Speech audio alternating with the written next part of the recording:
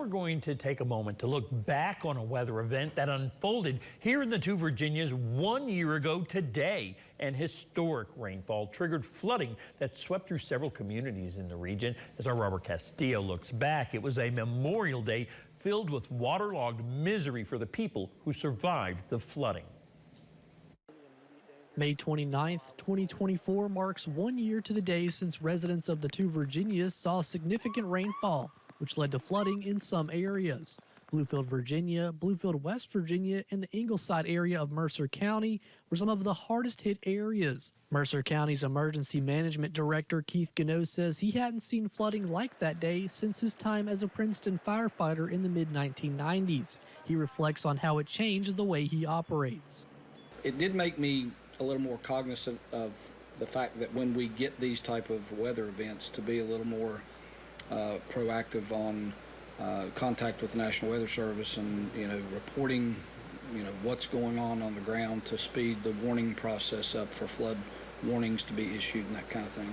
Tazewell County, just like Mercer, watched floodwaters rise. One of the firefighters with the Bluefield, Virginia Volunteer Fire Department recalls water rescues, plucking people from stalled cars in town and out of town, like the rescues performed in the Falls Mills area of the county. There were families that were totally, trapped. There was nothing they could do. Fortunately enough, we do have a team that does boat rescue, and we started on that end and started just evacuating people. Among those affected by the flooding was McFarland's nephew, Brandon Washler, who was just a junior in high school at the time, now on the verge of graduation. He recalls the water steadily rising, flooding his family's basement and eventually overwhelming a sump pump. In that moment, we knew that we just had to get out, grab whatever we could, and just kind of throw the breaker, kill the electricity, and just get out. There's nothing we could do.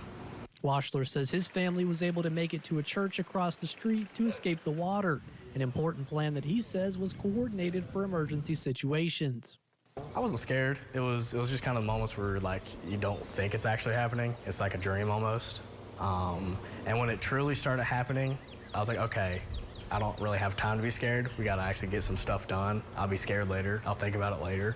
Washler says his family was forced to live with his grandparents while the house was gutted by contractors repairing the damage. They were able to move back in last December. His family was just one of many affected by the flooding. Here for you in the two Virginias, I'm Robert Castillo, WVVA News. Thank you for that report, Robert. Mercer County's Emergency Management Director goes on to say that it's important for everyone to have a plan for a flooding situation, and that plan should include quickly identifying higher ground and keep the phrase "turn around, don't drown" top of mind as a reminder to not drive through floodwaters that are covering or crossing a roadway. Ben?